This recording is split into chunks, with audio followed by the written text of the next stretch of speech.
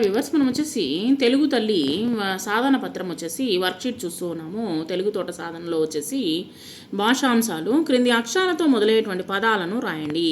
ఇక్కడ ఆ క గా అనేటువంటి అక్షరాలతో మొదలయ్యే పదాలు వచ్చేసి ఇక్కడ మనకు కొన్ని ఇచ్చినారు. అరక, ఆట, సరే ఆలో వచ్చేసి ఆట, కాలో వచ్చేసి కలం, గాలో వచ్చేసి గంప.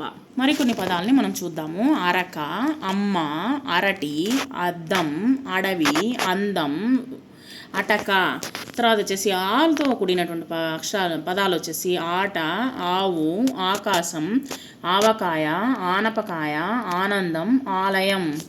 తర్వాత వచ్చేసి ఇక్కడ కాతో కూడినటువంటి పదాలు కలం, కమలం, కథ, కప్ప, కన్ను, కనకం, కరుణ.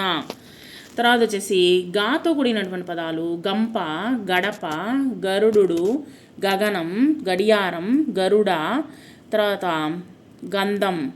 కొన్ని విషయాలు తెలుసుకుందాము. క్రింది వాటిని చదవండి, భాషను గురించి తెలుసుకోండి. ఇక్కడ వచ్చేసి అది అమల పలక, ఇది వచ్చేసి ఒక వాక్యం అనమాట. సో ఈ విధంగా ఇచ్చింది దాన్ని ఏమంటామంటే వాక్యం అంటాం. పై వాక్యంలో అది, అమల, పలక అనేటువంటివి పదాలు. సో వాక్యములో కొన్ని పదాలతో ఏర్పడుతుంది. వాక్యం అనేటువంటి దేంతో ఏర్పడుతుంది? కొన్ని పదాల కలయికతో ఏర్పడుతుంది. పై పదాలు అక్షరాలతో ఏర్పడ్డాయి. అక్షరాలు అనేవి మనం పలికేటువంటి ధ్వనులకు ఏర్పరచుకున్నటువంటి గుర్తులు అనమాట. సో కాబట్టి మనము నెక్స్ట్ వాటిల్లో వచ్చేసి మనము యొక్క చిన్న క్లాసుల్లో మనము 1వ తరగతి 2వ తరగతిలో మనం వచ్చేసి వాటి గురించి తెలుసుకున్నాము, గుడింతాల గురించి తెలుసుకున్నాము.